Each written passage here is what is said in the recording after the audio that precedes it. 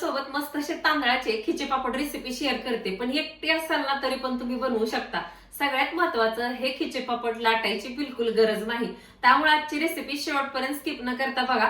लाटलेले खिचे पापड जसे होतात ना, अगदी तसेच हे खिचे पापड होतात, पण वेळ मात्र वाचतो. चला मस्त अशा रेसिपीला वेळ न घालवता सुरुवात करू. रेसिपी सुरू करण्या अगोदर म्हटलं हे तांदळाचं पीठ कसं बनवलं होतं ते दाखवावं.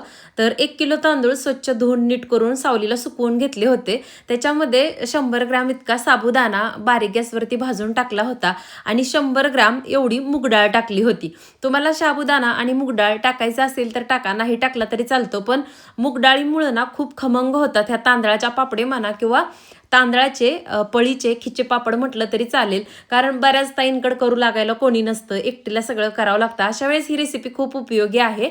इथं 1 कुंडा मी हे तांदळाचं पीठ घेतलं होतं आणि मस्त त्या तांदळाच्या पिठामध्ये ज्या कुंड्यानं पीठ घेतले त्या कुंड्यानं मोजून मला इथं 8 कुंडे पाणी लागलेलं आहे. म्हणजे तांदूळ जर जास्त जुना असेल ना तर भरपूर पाणी लागतं. त्यामुळं दुसऱ्या गॅसवरती एका पाणी तापत ठेवायचं. इथं बघा, मी हे जे 1 कुंडा पीठ घेतलं होतं ना त्याच्यामध्ये 2 कुंडे पीठ टाकून ना पातळ असं हे तांदळाचं पीठ करून घेतले आणि समोर जे पातेले दिसतंय ना त्याच्यामध्ये 6 कुंडे पाणी गरम करायला ठेवले. पाण्याला चांगली उकळी आणायची.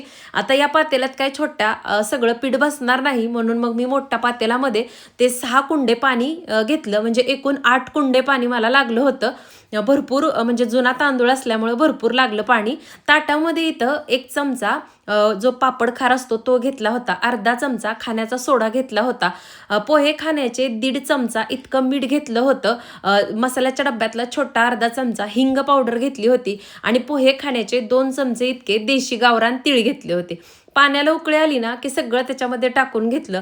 चांगलं मीठ वगैरे पापड खार वगैरे विरघळू दिला 1 मिनिटासाठी आणि त्यानंतर या बाउलमध्ये जे आपण तांदळाच्या पिठाचं मिश्रण बनवलं होतं ना ते हळूच ओतून घेतलं आणि सतत ढवळत आहे ना आपल्याला मिक्स करून घ्यायचंय, नाहीतर तांदूळ आहे शेवटी गुठळ्या होतात.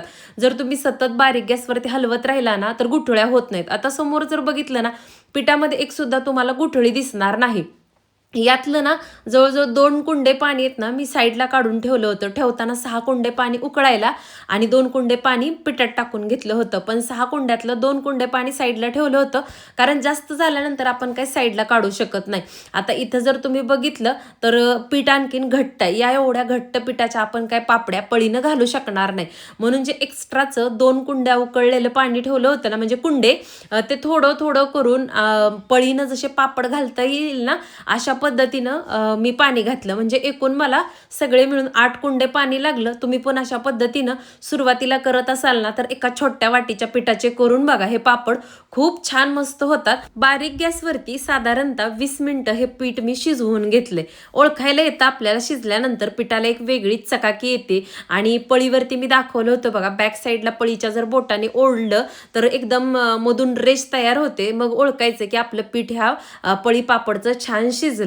आणि इथं बघा मस्त एक कापड अंतरलं होतं. त्याच्यावरती एक प्लास्टिकचा पापडाचा पापड बनवण्यासाठी जो कागद असतो तो टाकला आणि पळीच्या मदतीनं हे पापड जाडसरच घालून घ्यायचे. खूप पातळ घालायचे नाहीत, कारण वाळल्यानंतर खूप काचेसारखे ट्रान्सपरंट असे होतात. घालताना तुम्हाला वाटतील की जास्त जाड वगैरे झालेत का, पण तसं काही होत नाही. तळल्यानंतर ना याला थोडंसं ना पिवळसर रंग येतो या पापड्यांना, कारण याच्यामध्ये मूग डाळ घातलेली आहे आपण. पण चवीला इतके खमंग लागतात ना की मी तुम्हाला सांगू शकत नाही. सुरुवातीला छोट्या वाटीच्या किंवा छोट्या प्रमाणात तुम्ही करून बघा आणि नंतर आवडले तर जास्त क्वांटिटीमध्ये नक्की हे पापड ट्राय करा. तुमच्याकडं पण असं मदतीसाठी कोण नसेल, लाटण्यासाठी वेळ नसेल, तर खूप साधी सोपी ही रेसिपी आहे. ही रेसिपी आवडली असेल तर लाईक आणि चॅनलला सबस्क्राईब करायला विसरू नका. नंतर भेटू अशाच व्हिडिओ सोबत. तोपर्यंत बाय.